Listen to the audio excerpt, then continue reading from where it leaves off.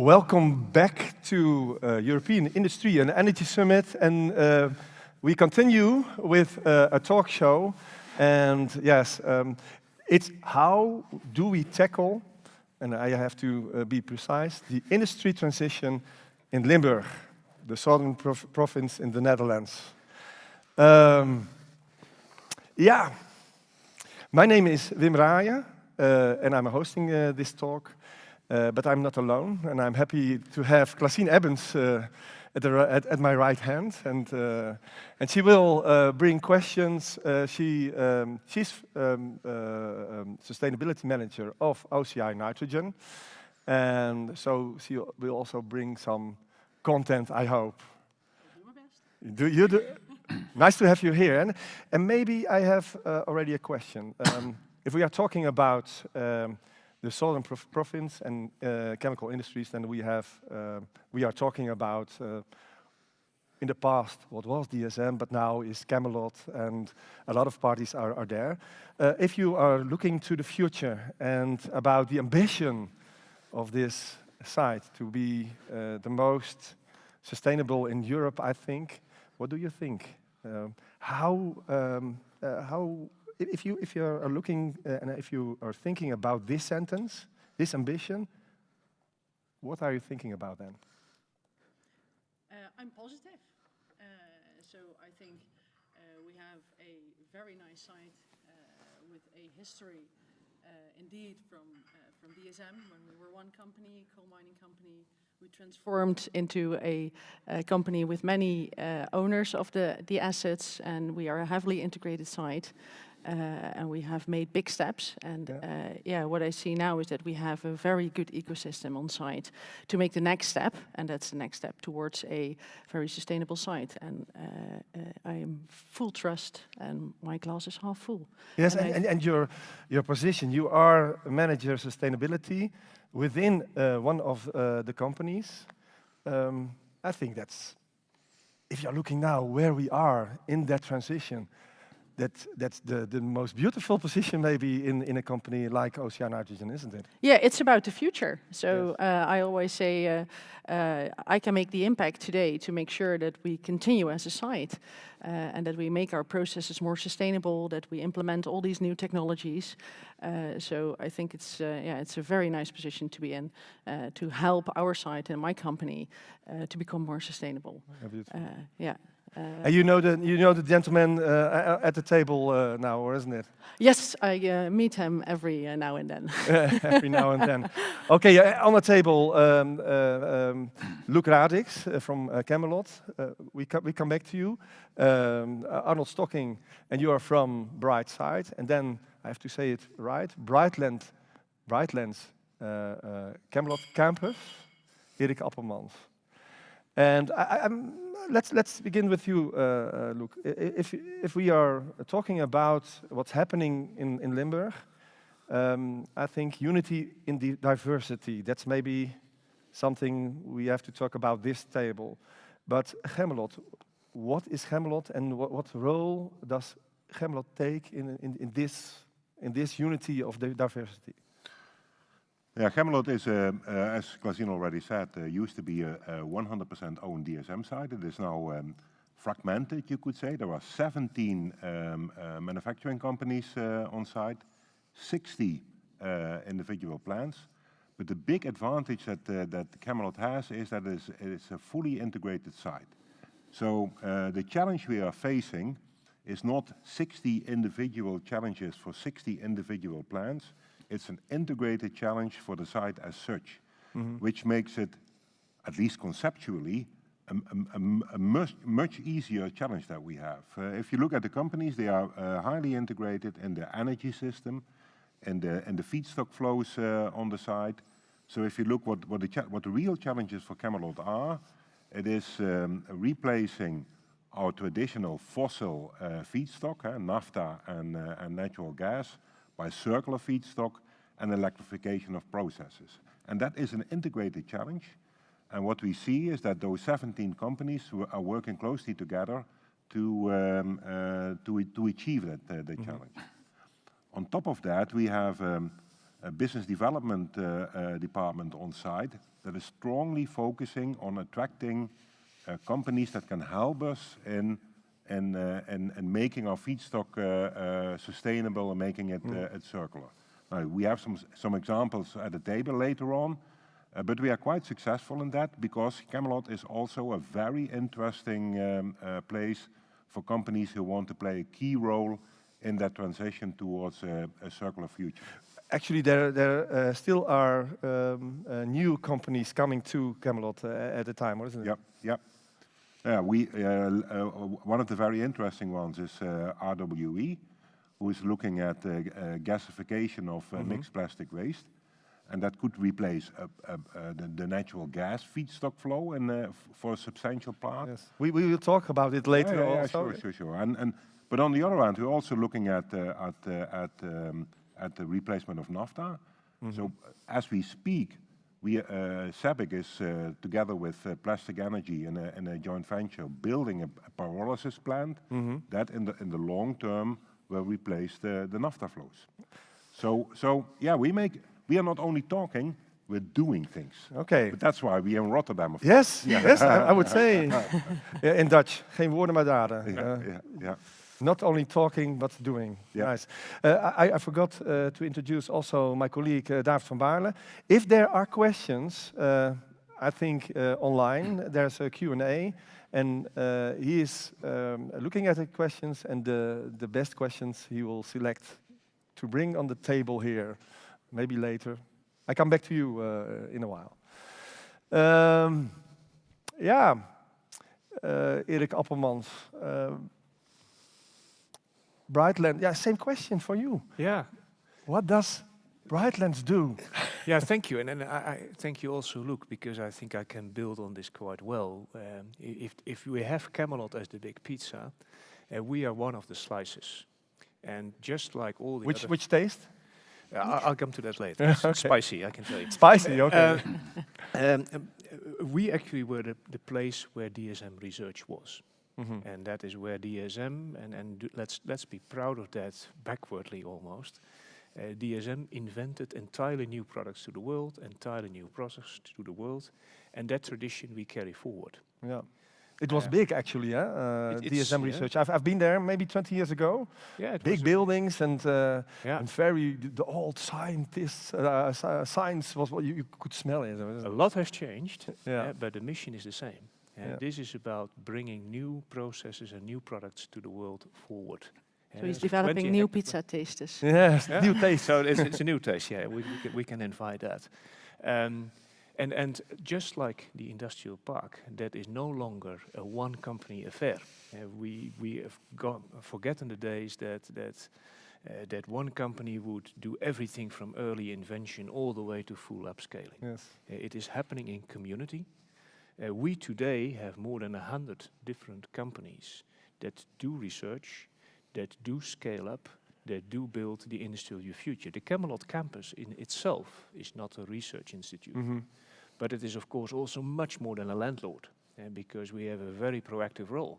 And together you are a big ecosystem, or isn't it? Absolutely, and as Luc said, we have Chemelot has a big business development department. We have as well. We acquire different things, but sometimes Luc's colleague says, "Hey, I have a company that is maybe a bit too new and too exciting for the industrial reality." And reversely, we sometimes have that as well. Yeah. Yesterday, one of the leading ideas is that transition needs cooperation, but you have to cooperate because you have a lot of companies there, and if you don't, what's happening then? So you have to cooperate, and then maybe you are one step ahead by that.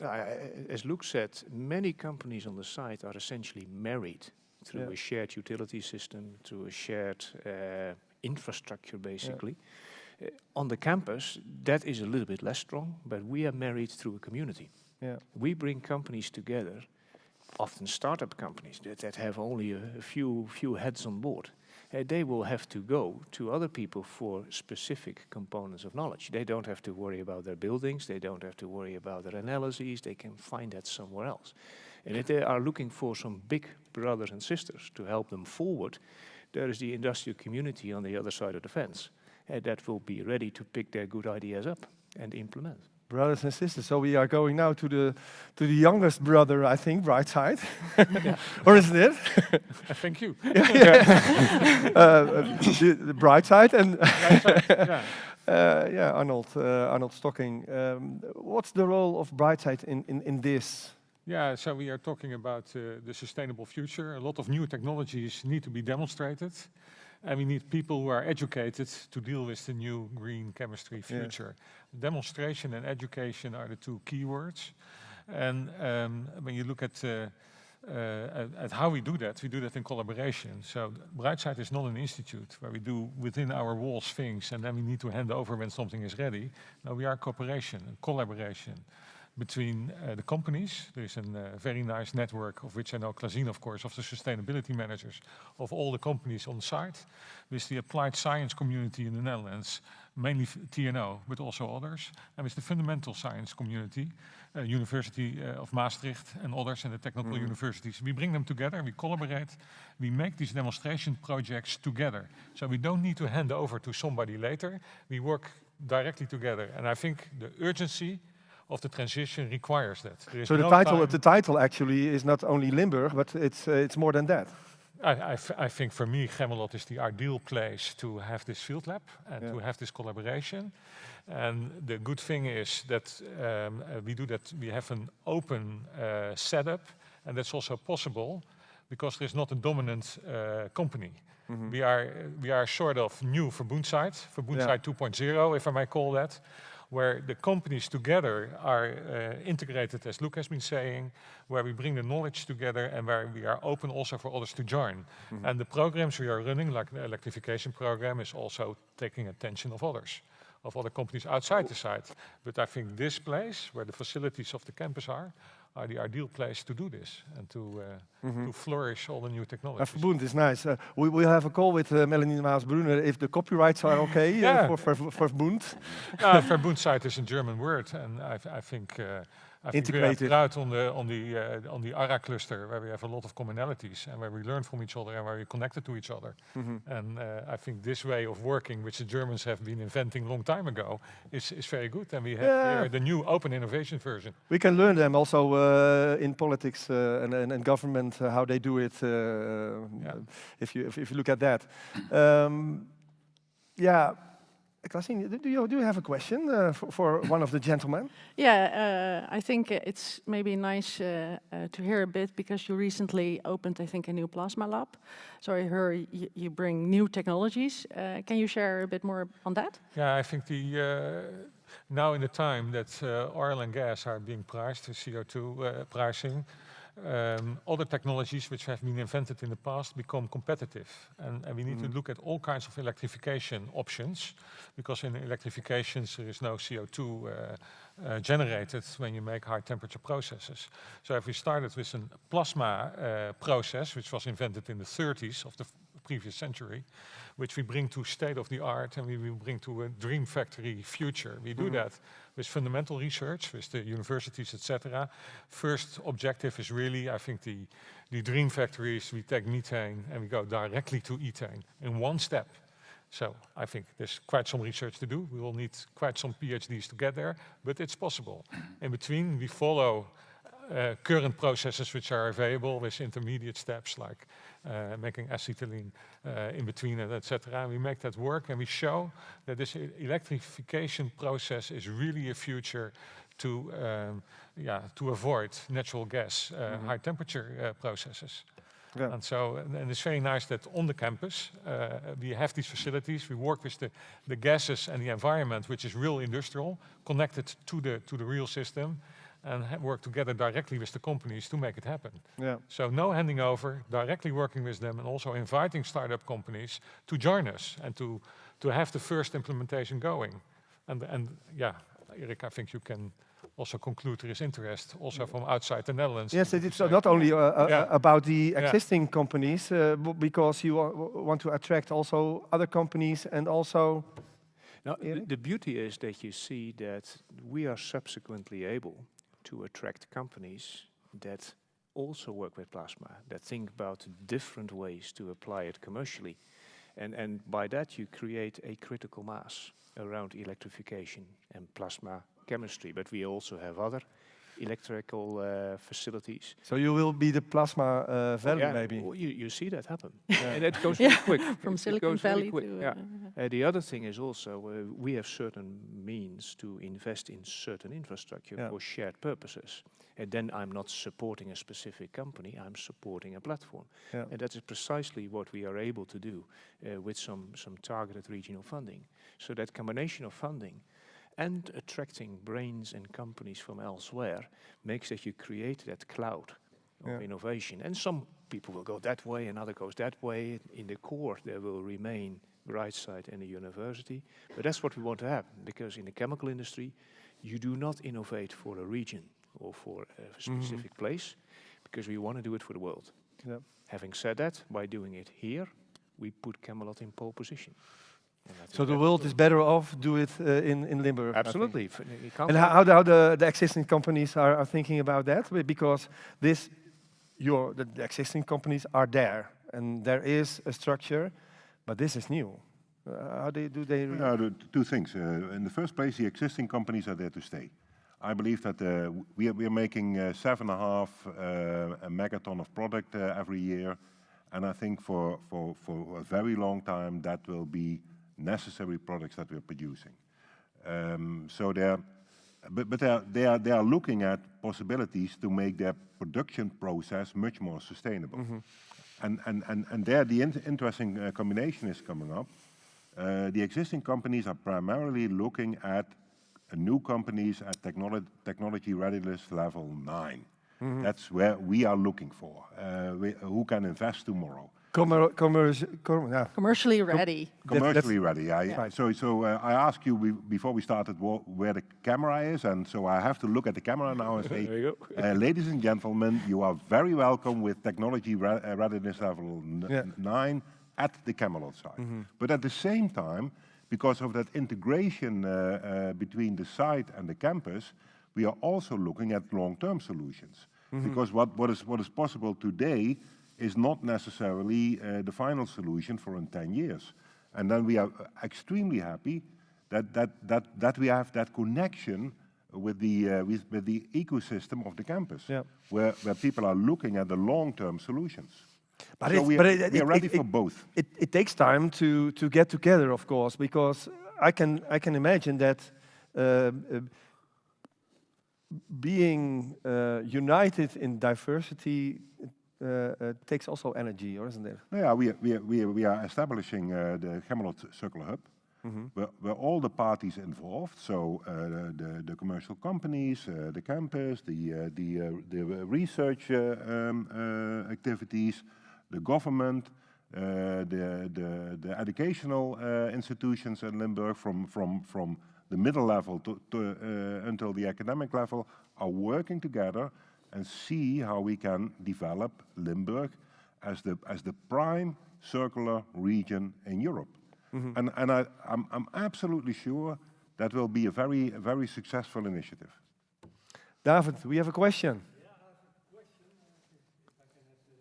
Phone working? Yes, it works. I have a question from Mark van Doorn, and I think it's to the whole table. He's one of the ecosystem, I think. Why do the major companies at Chemelot rely on startups and scale-ups to develop their processes of the future and are not investing themselves in fundamental developments? So why do the existing companies not doing it themselves? So I look at you, Luc. No, I don't recognize that statement, actually. Yeah. Companies are doing themselves a lot.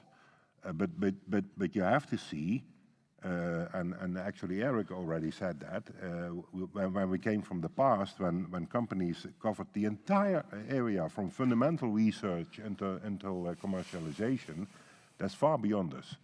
Because companies are not good in that full area. So you also have to look at possibilities of collaboration, of external development that can be included in your own company. That doesn't mean that they don't do anything anymore, but they don't do everything anymore. And that's quite a difference.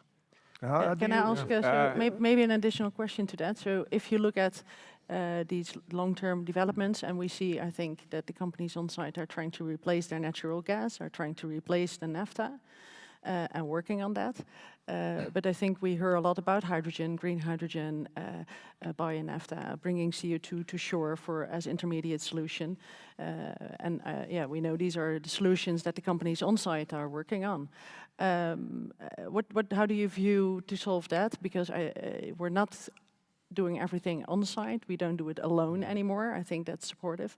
And we need to get connected, right? Sure. So infrastructure for Chemelot, how do you view that? Yeah, we are working on that. We are now looking at the Delta corridor to connect Chemelot with the Rotterdam harbor, which is now being declared as a project of national importance by the Dutch government. So the transition requires new and different feedstock.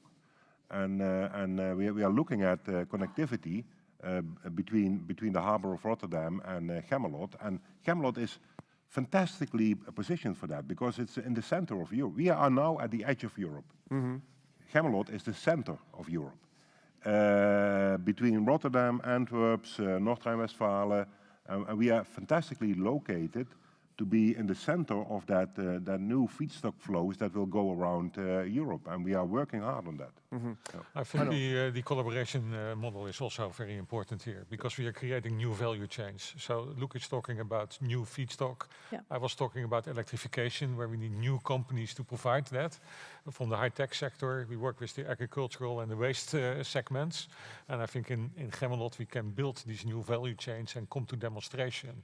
And I think that's the crux to the future, that we learn from the chemical industry to make close connections to those who provide waste-based substances for pyrolysis, for gasification, etc., and that we provide sugar for biopolymers, and that we provide electrical equipment for the new processes. And that's exactly what we're going to do, new value chains. Maybe Erik, is it also redesigning the idea of chemistry? Because, for example, you have also, and we will talk with them in the next round, deep branch, and making, for example, protein, and that's we think it's food.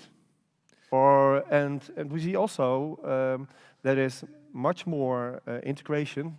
This whole event is industry and energy, so it's more integrated there. But there is integration and more the system approach. Is that the solution also for Limburg? Yeah, well, as Luc very correctly said, the integration is a success factor. And I go even further. The very fact that we still have a chemical industry in Northwest Europe, whereas there are so many places in the world that have cheaper gas and cheaper oil and everything, is because of that integration. The integration is not static. What used to be a clever integration in the past is not longer applying. And let's face it, the chemical industry has very much been married to the energy industry. Because we take 5% of all the oil that is used to burn, and that little stream from the refinery, we turn that into value. Well, that will be broken, because we will stop burning petrol in cars in a few years' time, so that will become a different relationship. The case of Deep Branch is an entirely novel way of integration, because we do produce carbon dioxide. And we have to do something with it because it's becoming more and more difficult. And because the pricing changes, the game changes. Now, what is then nicer than to take all that carbon dioxide, and by the way, a lot of low-quality heat as well, which we have too much of. And hydrogen. And put that into a process that creates a solution for another problem. And it's beginning with chemical building blocks, and at the end it will be feed or food. Exactly. So the integration is much bigger than not only that. Think about a sustainability issue here. If we grow our salmons today for our Christmas table, what we do is we go out fishing and we catch all the little fishes from the ocean to turn that into fish feed. If I can now take the carbon dioxide that comes out of the chemical industry and I turn it into feed for my salmon for Christmas and can stop fishing the oceans for the little fishes, I think we are doing a good thing. This is a new way to integrate. We wouldn't even think of it 10 years ago because CO2, well, the cheapest way was to billow it out into the atmosphere. Now we will turn it into something valuable. And by the way, we'll also use that waste heat because the bugs like it to have a bit of a cozy temperature. And we can use that as well. Well, if that is not a fantastic way to integrate the existing chemical platform in an entirely different new way, I don't know it anymore. So this whole way how things are integrated and how material and energy flows go through the system, that will need to be completely reinvented. And I'm happy for it because it gives us good work, meaningful Reinvention. work. Nice. David, is there another question? We have a question, but I don't know if you can answer it. It's from Chair Let's try. Wagenaar. 70 companies with one strategy and investments manuals and ACM barriers. How get this cooperation working effectively? So the ACM, the anti-cartel authority, do they have any problems with cooperation between those companies? Luke, I think you know that. No, I don't think so, because the companies on site are in completely different lines of business. So they're not competing. But they face the same challenges. And in addressing those challenges, there they are cooperating, not in the market, because their markets are completely different. So that's not a real issue, I think. Yeah. Maybe, but could you elaborate on the challenges that these companies face together? Yeah, I can summarize it in one number. Yeah. Behind Tata Steel, Chemelot is the biggest industrial emittent of CO2 in the Netherlands. Our emission is 6 megaton CO2 equivalents, and it has to be zero. And I said that before. I believe if there is one chemical site in Europe that is able to be fully circular in 2050, that is can be carbon neutral, then it is Chemelot, because of the specific positioning that we have, in integration, in permits, in collaboration, in power of companies, in cooperation with the Brightlands campus, in infrastructural position. We are perfectly positioned to be the first chemical site to be circular. And Tata Steel was presenting yesterday, and they presented themselves as a pretty heavy ship that needed to move and is going to move. How would you present Chemelot? We are not a ship, we are a fleet. With all kind of different ships that is much more flexible than that enormous ship like Tata Steel. That is in fact a one-trick pony. And we are much more diversified. I think it's a ship with a lot of pizzas, but...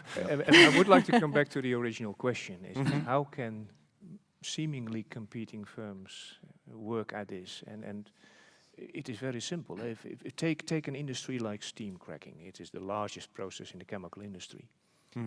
These companies, of course, are competing, but they compete with their products. They compete with what they buy. But they all buy their machines from the same 2 or 3 companies in the world. And if you establish the right cooperation, you can do innovation in that equipment platform, which everybody can benefit of. Well, apart from the fact that I think there is no competitors within the fences of Chemelot in the whole wide world. In the end of the day, there are ways to do this. And there are a lot of things you can actually do together. But the competition is at the customer phase where you charge your prices. There you will not make your things. This is not really a thing. And it is also explicitly allowed under the law to cooperate for innovation and R&D. Because else you don't never get the scale. And you listen and you read well, I heard before this conversation. So, Arnold, you have to compete with BASF Antwerp, isn't it? It's interesting the word compete, because that's also related to this question. There's a pre-competitive environment, and that's what Erik is pointing at. So you were talking about the fence of Chemelot, but there's also the fence of the campus. What we do in the campus is open innovation, and it's pre-competitive. So you help actually And we'll maybe help also people outside. First of all, our objective is to move it to the other side of the campus fence to the area of the industrial park, Chemelot. But to build enough force behind these big new technologies, we need to collaborate with others as well. And guess what? The big companies like that as well, because they see that the bet on the future is the right bet. You can't take these bets just alone as a company. You need to have a confidence that you do that in a movement with large competitors. Yeah, despite that you talk on pre-competitive topics. We cannot afford to innovate for just Limburg. But we can put Limburg in pole position, and then it is up to the companies, of course. That idea, we have to close this conversation. Yeah. That idea, pole position, that's something in these weeks is very important, I think. So thank you very much, gentlemen. We have to move to the next round, and it's very interesting. Thank you. Thank you. Thank you so much.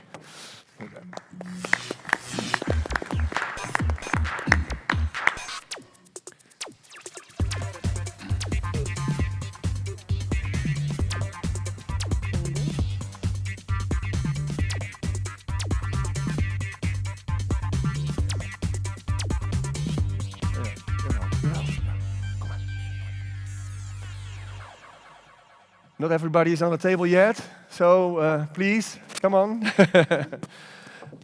Okay, Pete is already here, so then I start the interview with you.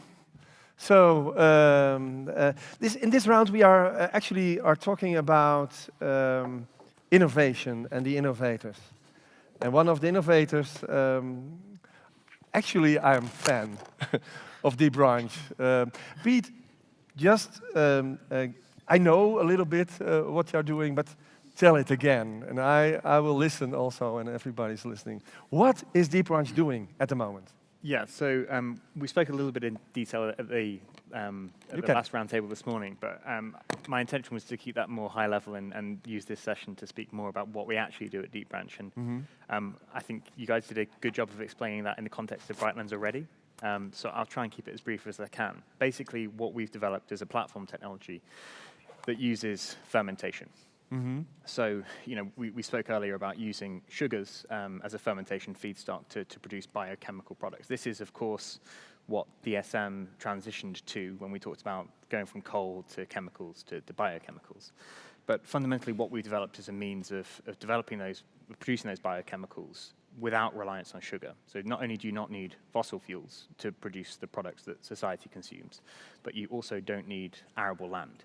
Instead, we require CO2 and hydrogen, and that's why we're at Brightlands, why we're at Chemelot, because of course you have a large industrial ecosystem, a big pipe rack infrastructure where you can get those, and we're scaling our technology in a place that we can access those inputs. What we actually do is we use those inputs to make protein. So as you mentioned earlier, rather than relying on conventional protein sources like soy protein or like fish meal, using those fish from the ocean to feed the animals that we eat. Instead, we're able to produce the same high-quality protein in terms of its nutrition, but without reliance on unsustainable production processes. And that's really what our focus is at Deep Branch for the meantime. We view our technology as a platform, but to have a successful platform, you need to prove it once with one product before you then bring others to market. And that one product for the time being is what we call Proton. It's a really high protein ingredient, so 70% protein. It's a dry powder, and we then sell that dry powder to animal feed producers. And then you have a pilot plant in the south. Precisely. How are they looking at you as a new kid on the block? Because it's not, okay, it's a little bit chemical, but it's also food, feed. How do they look at you? Yeah, I mean, we spoke earlier about the transition that Chemelot has made as a site from being a single site owned and operated by DSM to being a site that has multiple tenants, including a new, younger generation of technologies coming through. It's quite hard to put us in a box as a company, right? We have a process technology that if you were to not understand that it was produced via fermentation, if you say, okay, it uses CO2, hydrogen, oxygen, inorganic nitrogen, it needs high pressure steam, that's a chemical process. And seeing as we're quite tight about our IP, we want people to view our technology as a black box within Chemelot anyway, so it may as well be a chemical process. It's also continuous, and also, as we discussed earlier, there's some benefits to heat integration as well. So I think when you view it like that, it's the perfect technology for Chemelot. And you need the whole system. Maybe it's old-fashioned to talk about chemicals and about feed, food, energy. You need it all.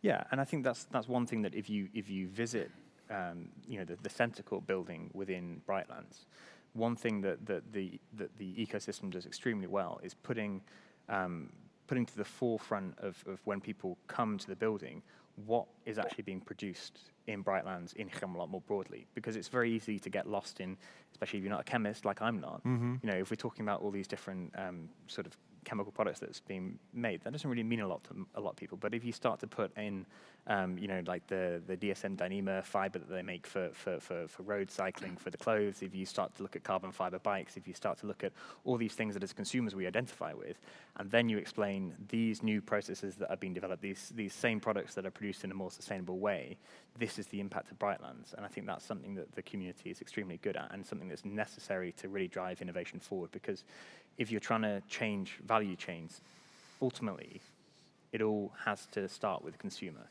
So actually, you're not, you're actually happy. If you look at a different way to it, DSM took you in and then they leave at the site maybe. But that's not the idea. So we work closely with DSM. DSM are an investor in us, and I think personally the way I think about it, I like history. So I like to view things in terms of a timeline and learn where we come from in order to inform where we want to go in the future. Right, that's pretty fundamental.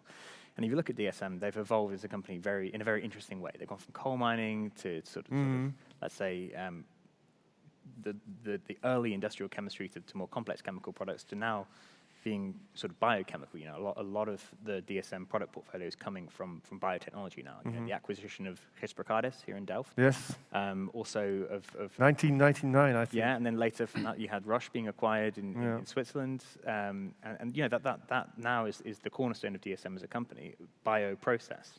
Now, some people say that DSM now is Gis 2.8 or something. But if you look at that and say, how do you close that circle and bring it back to Limburg?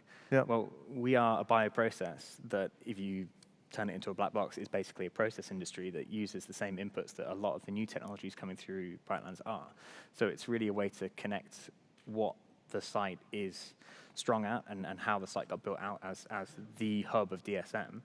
To what that new industry is. And that's not saying that we are DSM, they're a partner of ours, but it means that I think we understand what the DNA is, both of Geleen, because we have our pilot facility there, but also of Delft, where Gis were based, where DSM are now based for a lot of their biotech. And so I think understanding what the Dutch ecosystem is in terms of not just process industry, not just biotechnology, but also agri-food, and all those individual components really combine to make something that's you know, greater than the sum of its individual parts. And that's why when we talk about, I think, Geleen being an interesting place to land as a company and having to put Geleen at pole position, we made a choice to come there, right? We're a British-Dutch company. We have about half of our footprint in the UK, half of our footprint in the Netherlands. And the half that's in the Netherlands are there because we did an extensive site search as to where we wanted to build our pilot facility, where we wanted to scale up. Now, that could have been a lot of places in Western Europe. We could have remained in the UK for those activities. We could have gone to Norway, Denmark, France, Belgium. But based on all the criteria that I just defined, we went to Brightlands because we thought it's the best environment for us to land. And I think, interestingly, when we talk about industrial ecology, Brightlands is, and Chemelot more broadly, is placed in a very interesting way because there is a lot of collaboration there. And I don't think that's something that, with the best intentions in the world, you couldn't build that from scratch. It benefits from being a single site that was owned and operated by one company, where it was, you know, at a huge advantage that the whole site had symbiosis that can't exist if you have multiple different competing commercial entities. A bit like the question we had at the end there, right? Like, you know, how do you square the different interests of those organizations and make them collaborate? You already have a big head start if it began as one organization and then from there it evolved into multiple ones, and you can still benefit from that shared collaborative environment. It's nice that if I talk to you, I know that you thought it all through, everything. And that's also in this case, isn't it? Yeah, well, I mean, we talked about making use of resources and being efficient, whether it comes to energy, CO2, hydrogen, whatever. And that is also making use of what you have at your fingertips. And that's somewhere where I think, particularly Geleen and in general the Netherlands is very well placed, and a lot of people don't realize that internationally. You know, I think if we look at external perspectives on what the Netherlands is, you know, there's a lot of emphasis on agri-food. but we have sort of bit out of the headlines some really, really interesting process technologies that are coming through and really that are going to be at the forefront of sort of this next wave of industry. Nice, nice. David, I can imagine that there will be a question or so. There are. I think you have had a clear story. But you already said you can skip the feed part and go to the food part. But I just wondered, do you have a fish pond at Chemelot? No, so we work closely with animal feed producers. So what we produce is a really high protein ingredient, and that ingredient needs to be combined with other ingredients and additives, which is a whole science in itself, animal nutrition. And so we work with a company called Biomar, who are originally Danish, but they're one of the world leaders when it comes to salmon nutrition. And we are co-developing a salmon feed based on Proton. And the market for salmon is predominantly Norway and Scotland. You need cold temperatures to do that. So a lot of our product development in that regard is done in Scotland, for example. Also in Denmark with Biomar in their R&D. And actually, you already have a business case, isn't it? Correct, yeah, and we're always building out new applications for Proton as a product. So I talked about platform development earlier. Before you go into making new products, you also need to be able to understand what markets your existing products can serve. So we also do some great work in the UK with a company called AB Agri, who are world leaders when it comes to poultry nutrition. I think about 20% of the world's chickens are fed with an AB Agri product. And so we're working on a broiler chicken feed with them. So this is meat-producing chickens. And of course, when we talk about deforestation and soy and responsible protein production, a lot of that soy that we produce today goes into feeding poultry, chicken. You can skip it then, if you will be Exactly. successful. Yeah. We see you this day. You have a busy day today. You've been in another side event, and later this afternoon we'll see you in the Dragon's Den of Transition. Precisely. Because you have a request. But Yeah. that's the cliffhanger. Yeah, everybody was already thinking, who's the guy on the screen, of course. Dennis Aarsen, nice to have you here. You're from, okay, you can see it, RWE. You have also big plans in the south. Can you tell me a little bit more about the FUREC process? Yes, thank you for this opportunity to discuss FUREC with all of you.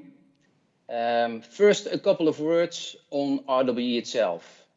RWE has the intention to become climate neutral in 2040.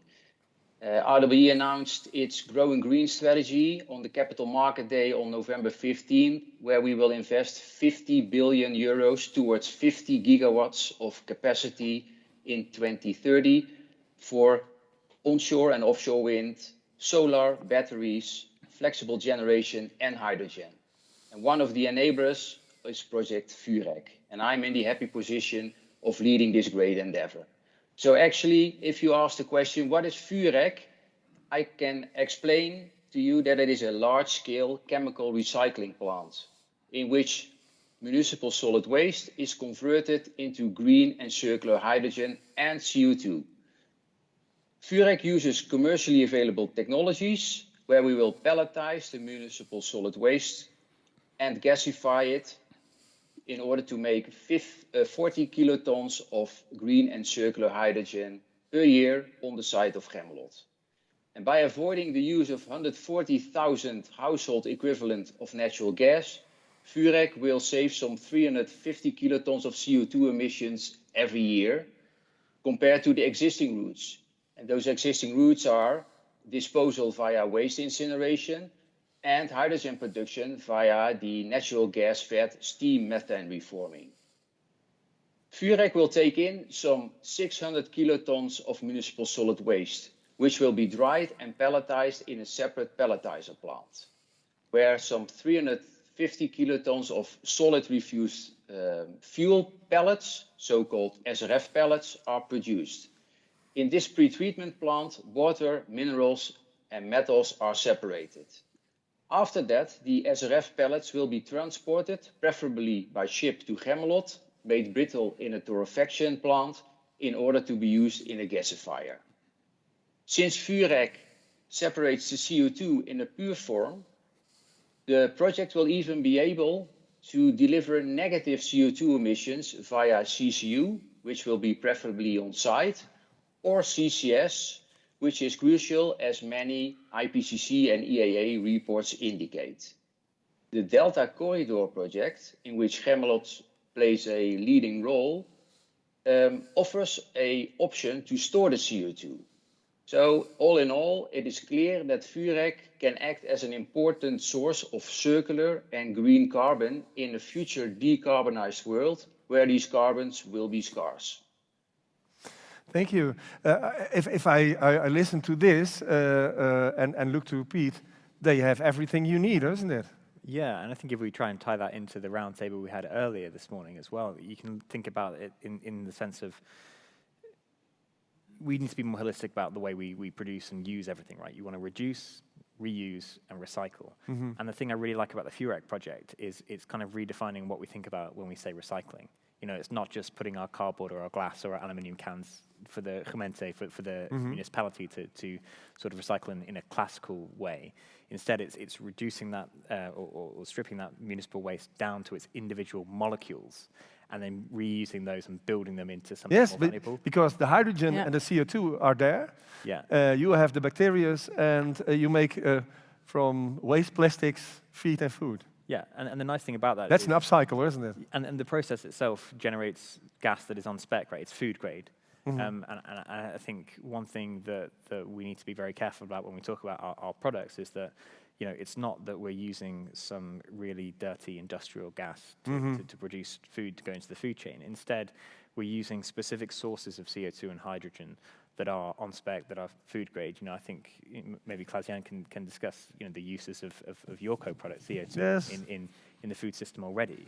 So this principle is already there, and we're just sort of extending that and making it into the next generation. And I think the Vurek project is combined with us is a really good example of how and why Chemelot can potentially. And you already made the link because OCI Nitrogen is also maybe interested in the H or in the hydrogen part of it, isn't it? Yes, of course. Yeah.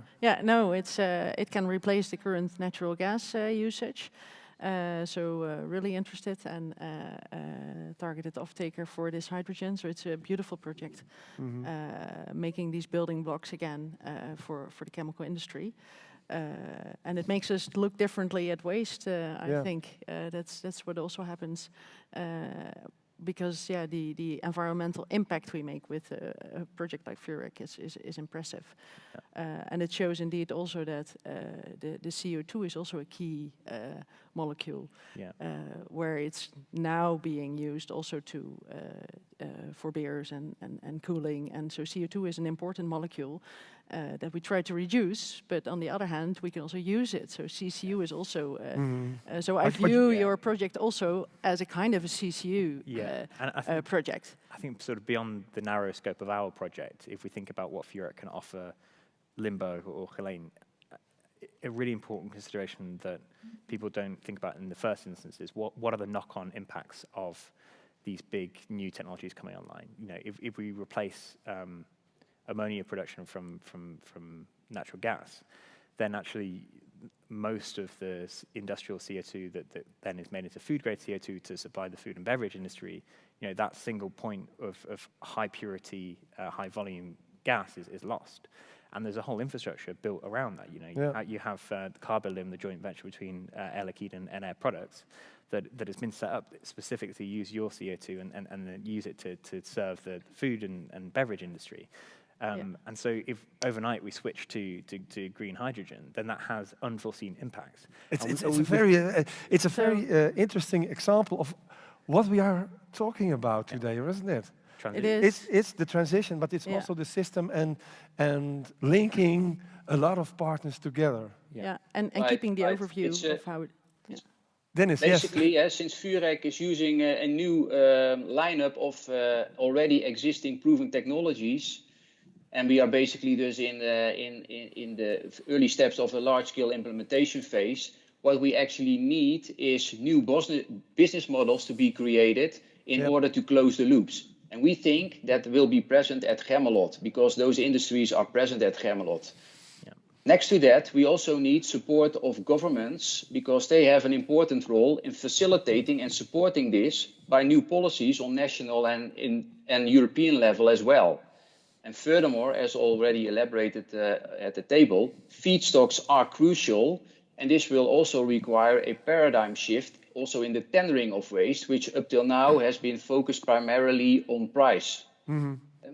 So why has RWE chosen to go to Chemelot? First of all, that results from the clear strategy that Chemelot has to become the first circular hub in Europe and to move from fossil to green feedstocks in order to have all the products that are produced being green. And this strategy is well supported and strongly supported by the province of Limburg.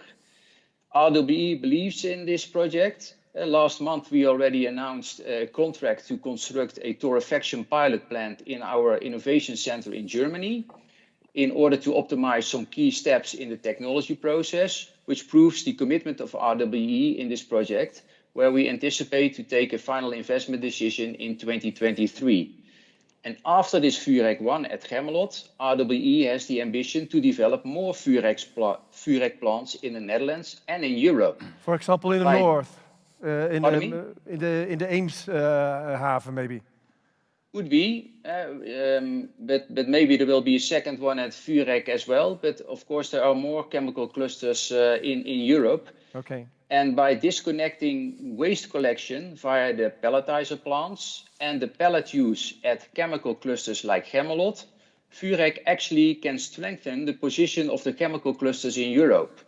And if you look at the waste streams, according to CWEB, at least 142 million tons of non-recyclable waste is available in 2035, which should be sufficient to meet the total EU industry hydrogen demand. So we think that after Vurek 1, there will also be place for more Vureks in the future. We will follow you at that point.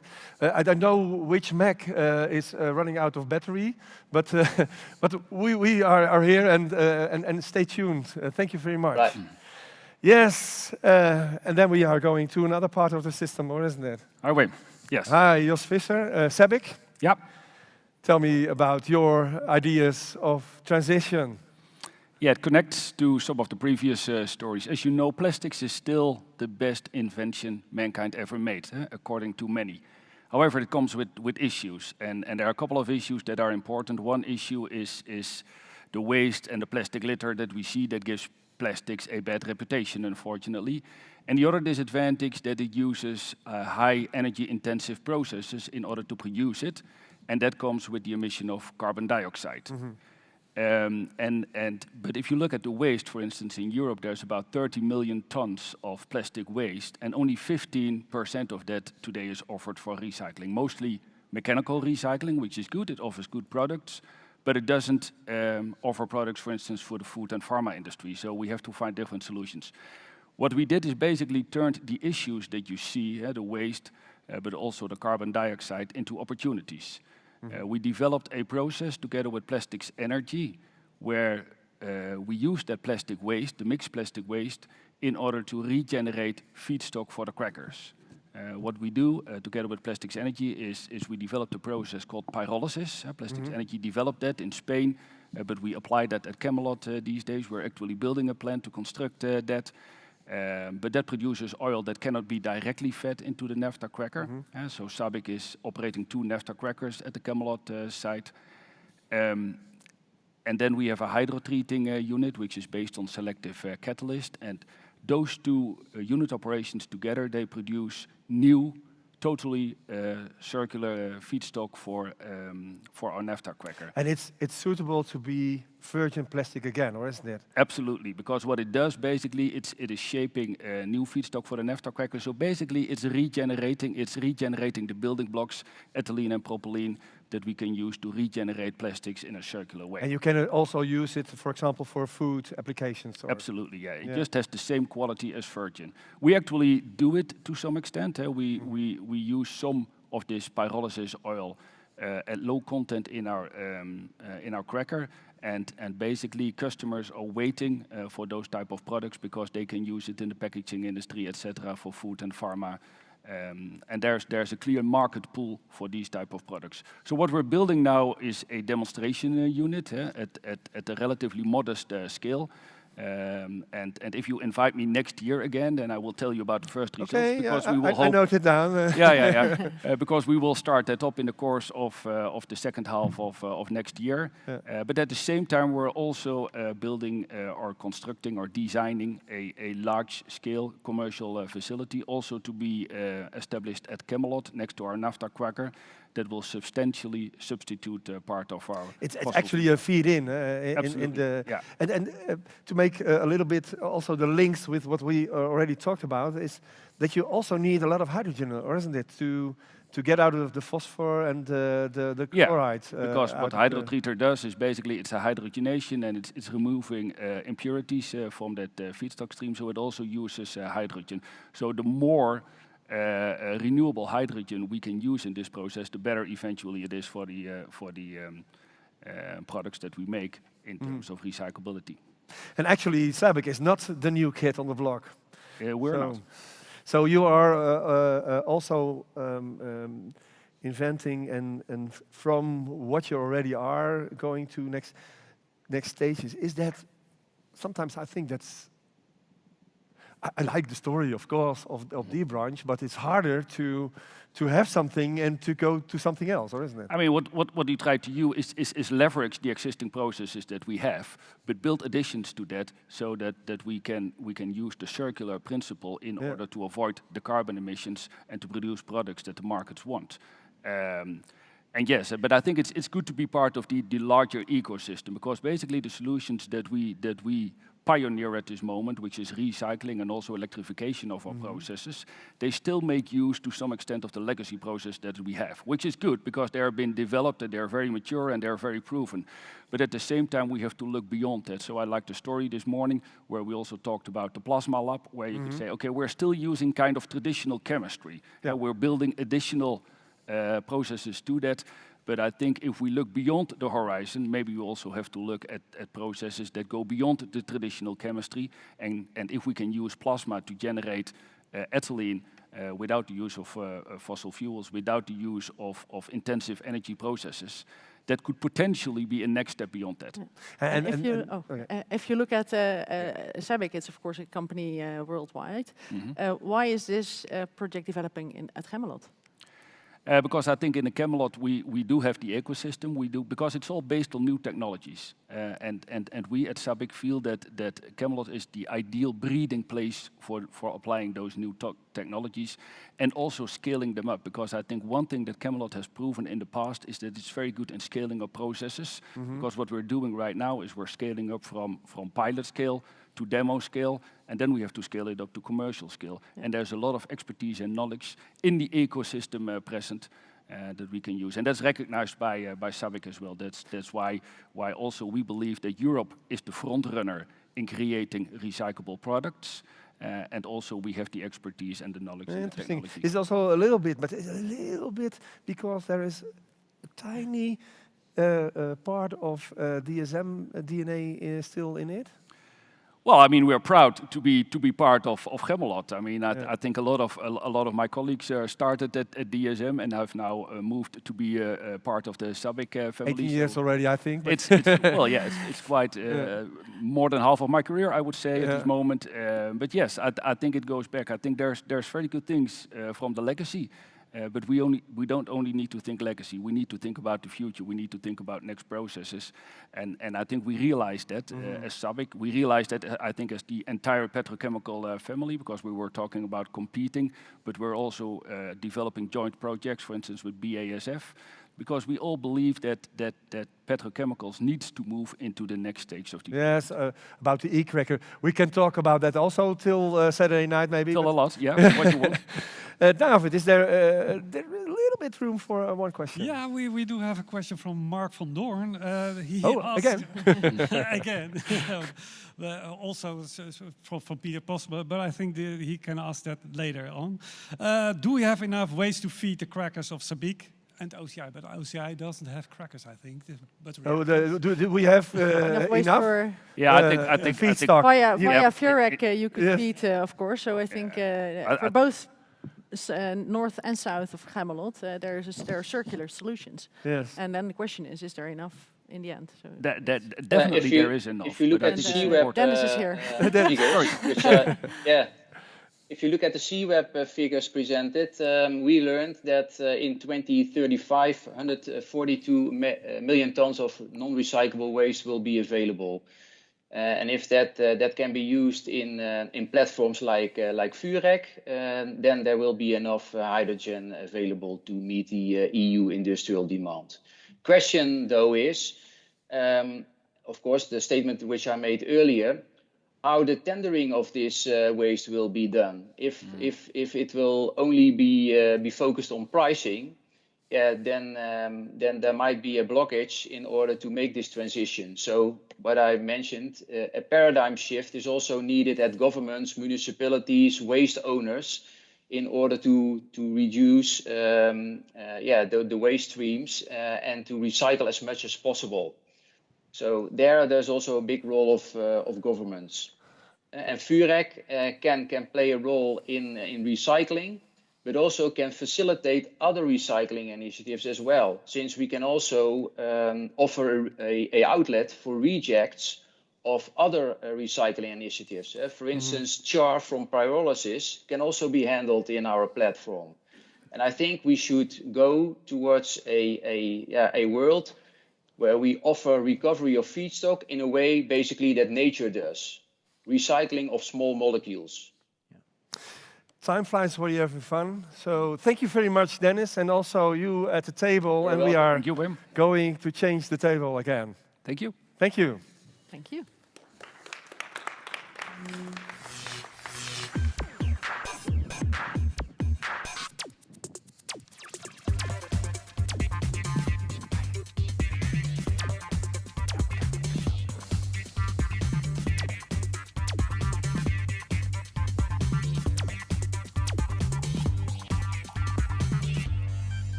This last round, we want to put these developments in a somewhat broader perspective, in a social framework. Therefore, we are pleased to have the following table guests at the table. Jacqueline Vase. I don't know if it's right. Chair, okay. A figurehead is not a nice, okay. No. Chair of the Dutch top sector chemistry. Yeah. Boegbeeld, yes. Stone Cold English. Yeah, Stone Cold English, yes. The English equivalent is champion. Okay, Factor champion. that's not the discussion what we are having now here. Also Hans van der Loo, and your chairman, and I have to put it right, Institute for Integrated Economic Research. That's right, huh? And the most important word is integrated, which has come over the table. That's good. That's fine. Yes. And then I have to say Thijs Thijs van Elk, yeah. Thijs van Elk, and you're managing director of LIOF. Now, start with you. What's LIOF? Yeah, question to be expected. LIOF is a regional development agency. We are owned by the Ministry of Economic Affairs and Climate and by the province of Limburg. Yeah. And we're partly responsible for fostering growth and innovation in the province of Limburg for a sustainable economy. Yeah. And if you listen to the discussions, what impact can this all have on the economic system in Limburg, and especially also to the smaller companies? Well, it should have an enormous impact, because already now the chemical complex around Chemelot has an enormous economic impact and value for the province of Limburg. Yeah. And we also want that to have in future. So the sustainability ambitions of Chemelot are not only crucial for Chemelot itself, but I think also for the impact on the economic environment of Limburg as a whole, and maybe even beyond the borders, as we discussed in the previous rounds. And for SMEs, I think SMEs there are three bunches of them. It's startups with deep branch, scale-ups. The new kids on the block. The new kids on the block. And of course the SMEs that might have innovative ideas, might be also spin-offs of corporates that need to be supported. And we do that either by in-kind business development activities or by really investing in these companies. We have over 200 companies in our portfolio with a value of 200 million. which is if you divide them by the two, it's clear that we are very early phase investors. And these innovations need to be financed, but they also need to be connected to the market. And the market for these SMEs would be parties that are available and working on the Chemelot site, either the campus or on the industrial park. And when Luc Radek said, we are here to stay, so make new friends and keep the old? I think you need to keep the old. I think you also need to adapt the mentality of the old, but also of the new kids on the block. Huh? If we always talk about the conflict between big corporates and startups, I wouldn't call them conflict. I would maybe call them cultural differences at times. On one hand, the corporates need to be, also what Josef Sabik said, if you want to look at the future beyond 10 years, you need these small companies to come up with new ideas. But those are ideas that are not as logical. They're not directly process optimization. So you really need to look through what the potentials are of these small companies with their innovations. And you also, as a corporate, need to accept that the solution is not there tomorrow, maybe in 10 years. And to be honest, of the 10 solutions, probably 7 will fail anyway, because there's such a high risk and there's such early stage. Yes.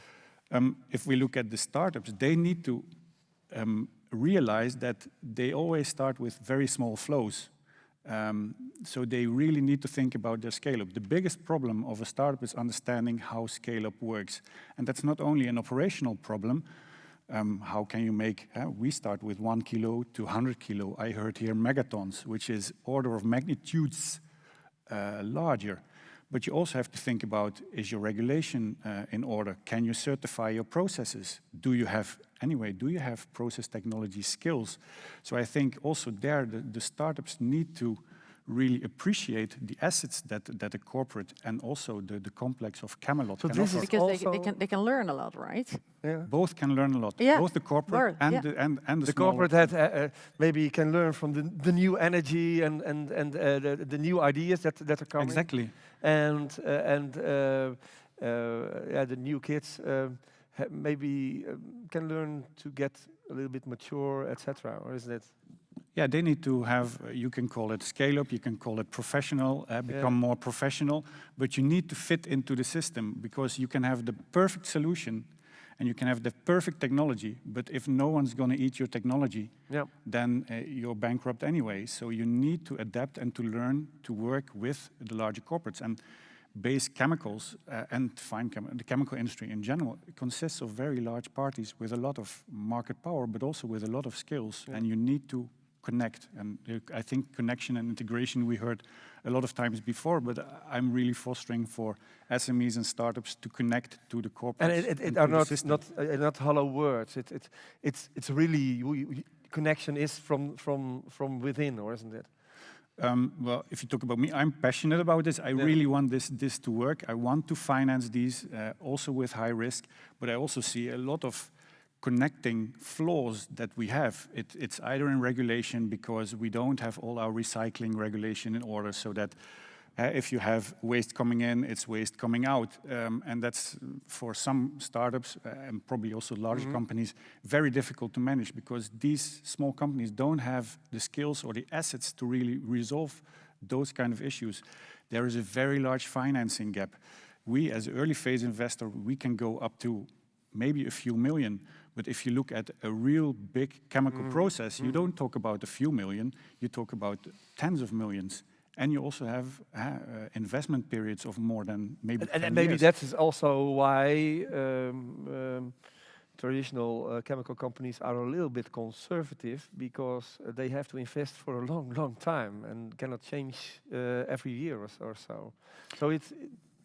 Yeah, I myself was I was vice president of corporate venturing at Canon Company, also a large corporate. And in chemical process, it's even stronger. On one hand, your whole company is built around risk mitigation, because your processes need to be safe, first and foremost.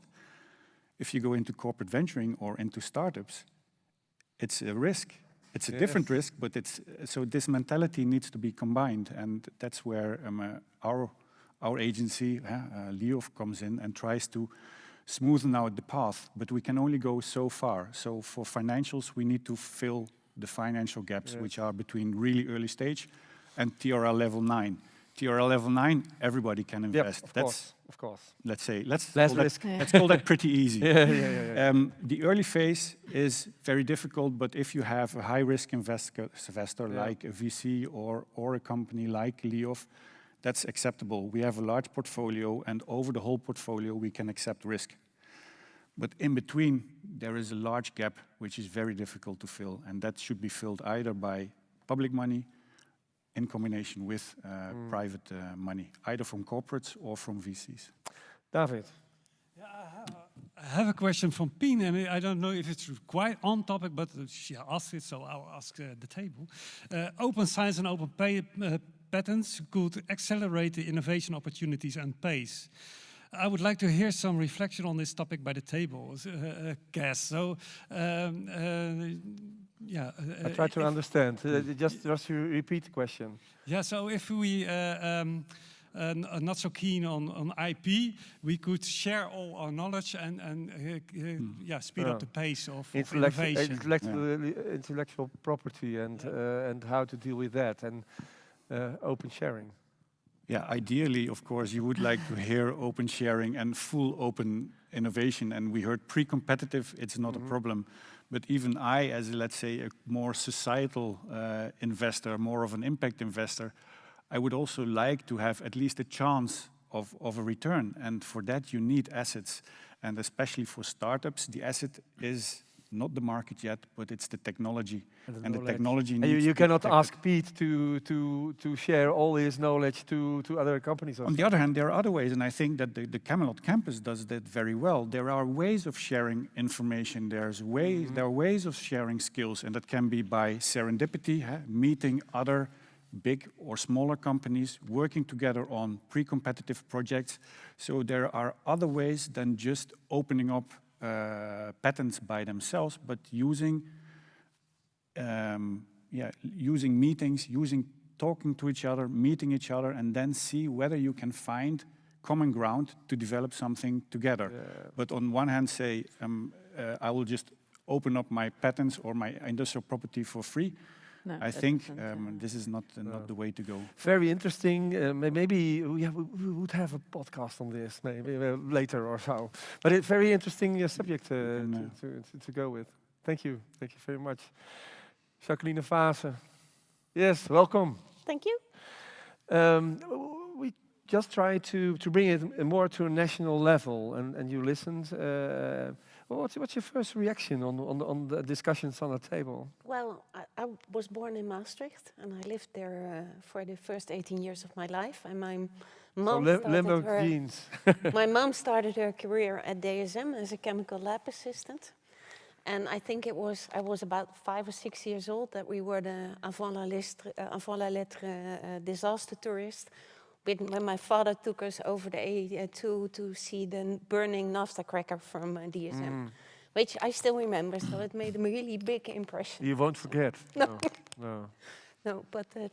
Okay. But if you listen to the discussions and if you bring it to a more national point of view, what are your first thoughts that it's coming? Well, what I just started as chair of the top sector chemistry, and I'm still in my first 100 days, so that you still can. So we won't ask the detail. No. And but what I see, and that's also what I got here in this morning, that there is a lot going on, and there is a lot of commitment to greening the chemical industry. It's a really important industry, because we wouldn't be sitting here having our laptops and our mobile phones and all this without chemistry.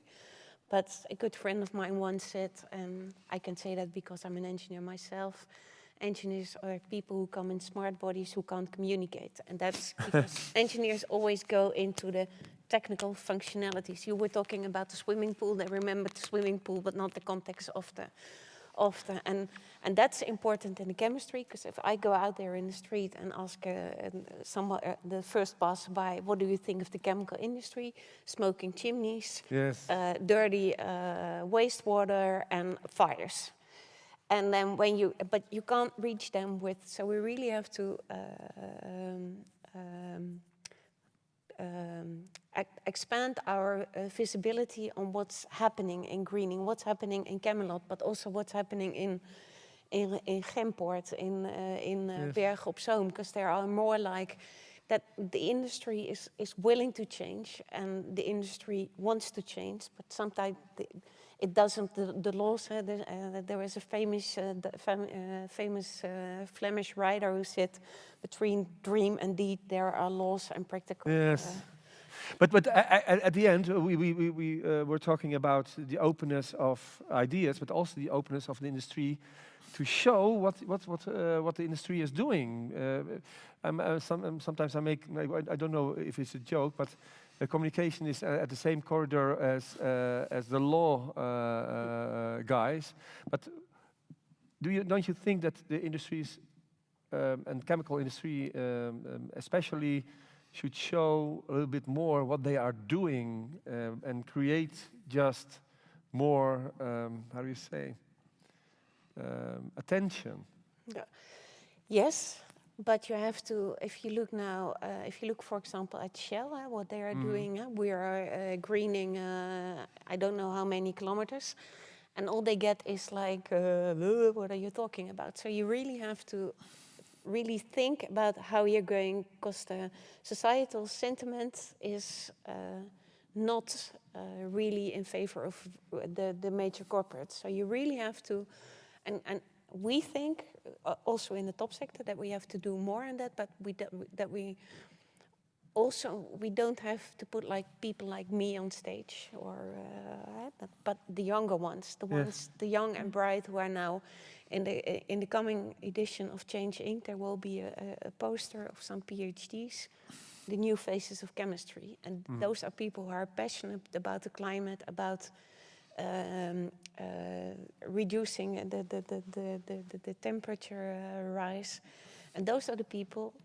Like, I'm 56, so it's another 25 years if I'm lucky. But we need the next generation to. Yesterday we had actually a PhD at the opening, and actually she had also an open solicitation at how do you say application at BASF. Don't call me application at BASF at the CTO. But it was nice to see that there something is happening, and they are the new generation that have. They are in the middle of the transformation, we wasn't need it? their messages to bring forward what's happening. Yeah. Because if I'm going to tell that, it's will no, not. but you can tell also the story, of course, and so we. So we need to change something, because we're not having the right public here. Yes. if I'm more than before. More than before, it's changing. But for example, if you look at the VNC, the Dutch Association of the Chemical Industry. It's, I'm charging a little bit, male, white, 55 plus. Yes, but the chairman is, or the chair is director a woman. is a woman. But that's also, but it's, we try also with our congresses and like here the events. We have two beautiful ladies on the table, but it's not always easy to find them, and we have to change also to a more. Yeah, but that's also something. That's something I hear a lot. It's not easy to find them. We find and you them. have to search harder, yeah, because they are there. They're true. out there. True, and we are looking but it's maybe. That's also if we ask, and then men are okay. We are going to sit down and we tell our story, and women are a little bit more okay. What can I tell, etc. Maybe, but it's also about the young. It's not only about men and women. It's about color. It's about young and older, and we have to move all together, of course. Yeah, but it seems a bit like reinventing, because I recognize a lot that. You said we need to do more, but that's, I think, not the right wording, because we tried, like you try here with this setup, so it should be different. That's probably the different approach. maybe, and I think like we have in the past couple of years, when I was in the application process for being the chair of the top sector, I read all the roadmaps that have been written in the past years, and then. I'm coming from a family of entrepreneurs, and my first question was, okay, and now, what are we going to do?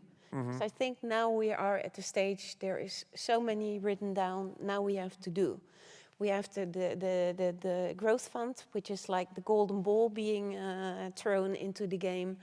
And now is the moment, let's go for it and do it. And then that also translates back, if you can show what you're doing, if you can tell the examples, you don't have this media campaign on how good the chemistry is. It will talk for itself. Yeah, yeah.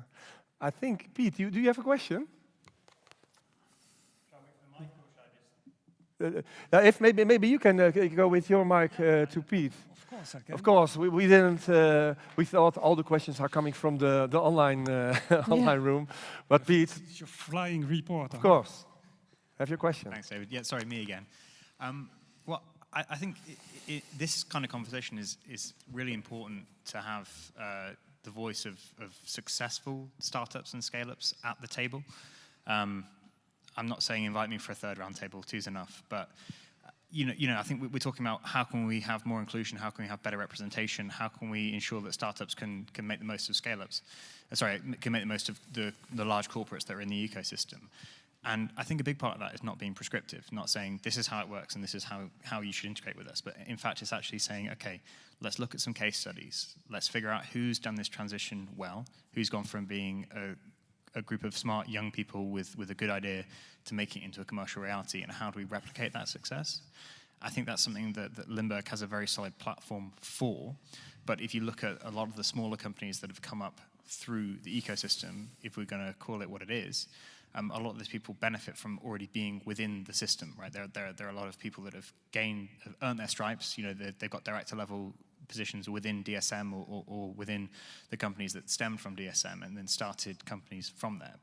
And it's something that we are making good progress on in the province, really. So some really good stuff. But I think we really need to look potentially outside of the Netherlands at where companies scale well, and say, how can we do that? One way that I think Brightlands does a good job of is bringing international companies like ourselves to the region. But I think if we're going to have this conversation, it needs to be had with these people in the room. Otherwise, real change is never going to be made. Mm-hmm. Thank you for your remark. I think we're going to our next guest, and our last but not least guest, Hans van der Loo. We were talking about Limburg. We are talking about the Netherlands. Let's talk about Europe. If you listen to this conversation, and we know each other from LinkedIn, and we react sometimes to each other. So I know you have a strong vision on a lot of things. If you listen to what's said, and what's your vision about that? Well, I think not only for the previous tables, but even here what Thijs and Jacqueline are saying, they're very much talking about the so-called meta dimension. Because it is about creating an ecosystem. I mean, the person who actually invented the word innovation was an Austrian economist by the name of Schumpeter, and he distinguished it from inventions. We got inventions and innovations. Now, the bulk of the ideas that we have in our whole life, 99% of that was thought already by somebody else. That's why you see that book printing or telephone has been invented at the same time by multiple people. Schumpeter is creative destruction, isn't it? I'm not sure whether he did that was well, but he certainly did the neue Kombinationen. So innovation he defined as neue Kombinationen. So how can you put ingredients together that 1 + 1 becomes 3? Because the plus has value. I mean, this morning I spoke with Frank Schaap, and he said, you know, when I invite visitors to our campus, and I then always ask, well, what's the particular problem that you're talking about? And I said, well, this and this and this and this. And he then looks around in the room where 800 people sit at lunch, and he just calls 5 people to the table who actually give part of the answers that this guest has. So he impresses people by the combination, the richness of the ecosystem. Now, what Jacqueline was saying, I have a lot of sympathy for that as well, because besides what I'm doing as this chair as a think tank, I'm also Europe's STEM ambassador. And if we talk about a shortage of girls in STEM, or beta, as you say in Dutch, well, it's very simple. It takes 10 years to make a 13-year-old girl a 23-year-old engineer, and another 10 years to make her a 33-year-old plant manager. Yeah. So talent is like a pipeline, but it's not a pipeline that you measure in distance, but in time. It's not overnight.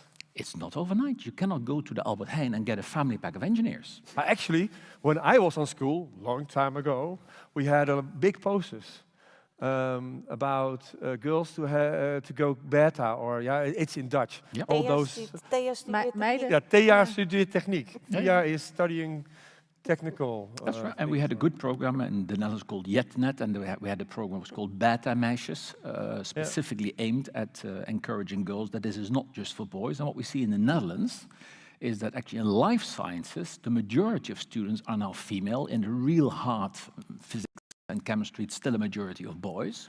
But research has also shown women have as much talent for beta or STEM as men. Is it also a case of the mountain and Mohammed? Because I think the industries are also a little bit changing and be a little bit more. Oh, Klasien, how did you come in the industry? Yeah, you are the experienced girl in the room, isn't it? Yeah, absolutely. I was one of the there were not many girls going to technical studies, so I think we were with 10 out of 90, and we finished with maybe 6 or 7 out of them.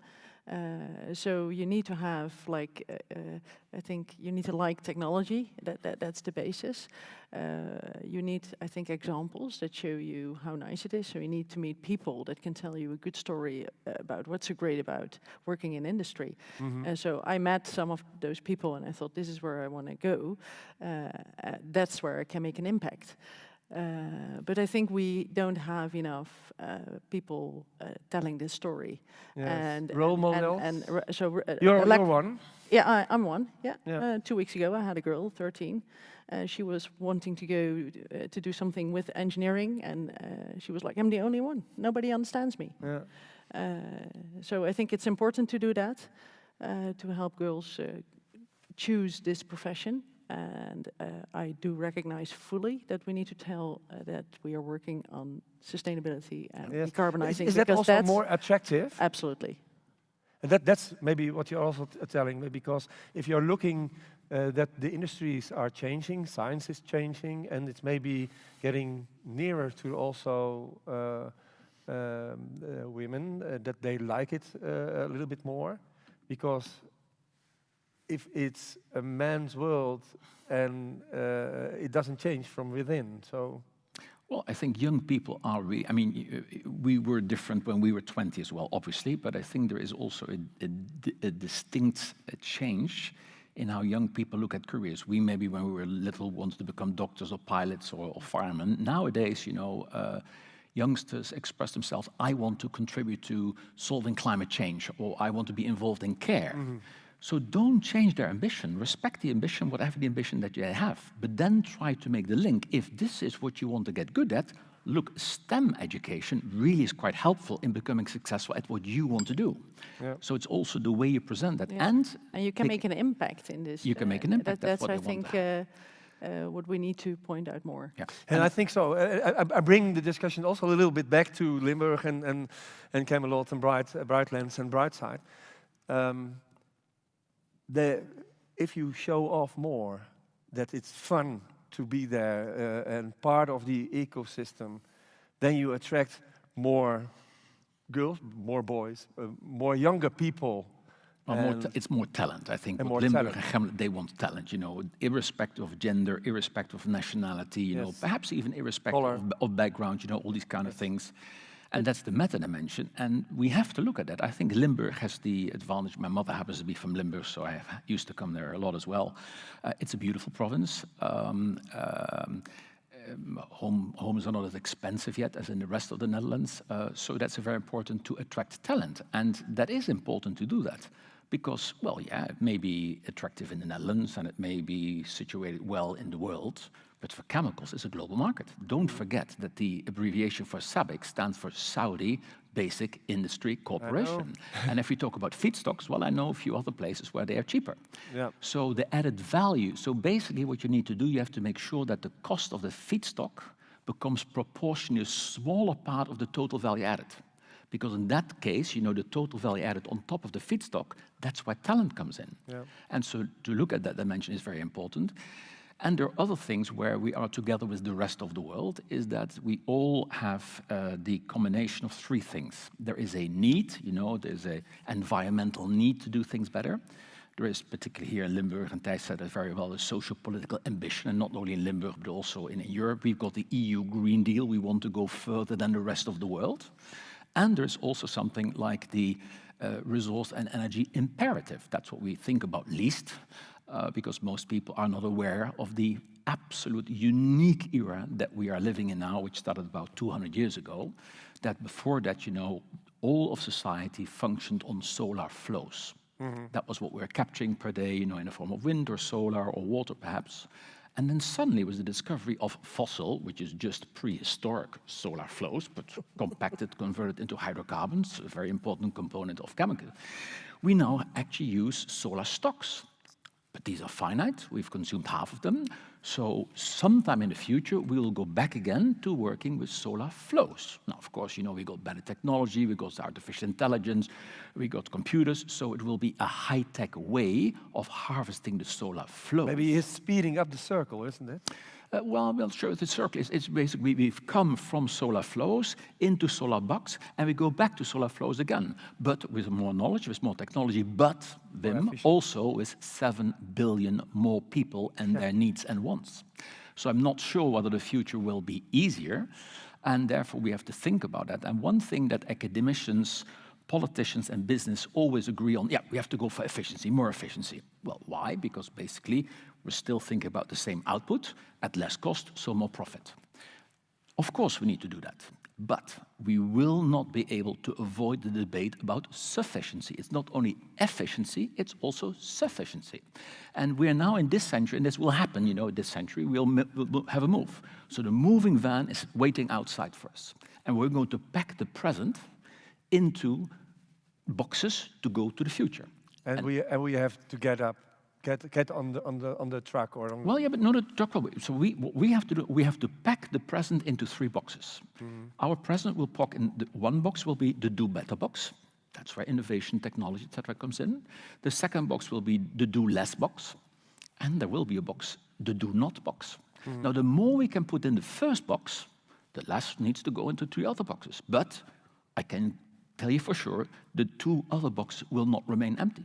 And so we have to think about what is it that we really want. And that is why not only recycling, it makes a lot of sense, but we also have to think about, well, do we need it at this frequency, at that weight? I mean, if you look, for example, at the car industry that I've been associated with for a long time as well, the 2 generations ago, Volkswagen Golf had the same fuel efficiency as the Beetle. Would you then say, well, the engineers have not done their work? No, they've done fantastic work. That engine is a lot better. But that Golf was 2 times heavier than the Beetle. So what you often see that the innovations by our smart engineers are actually not used for sustainability, but for more safety, but also offer more luxury.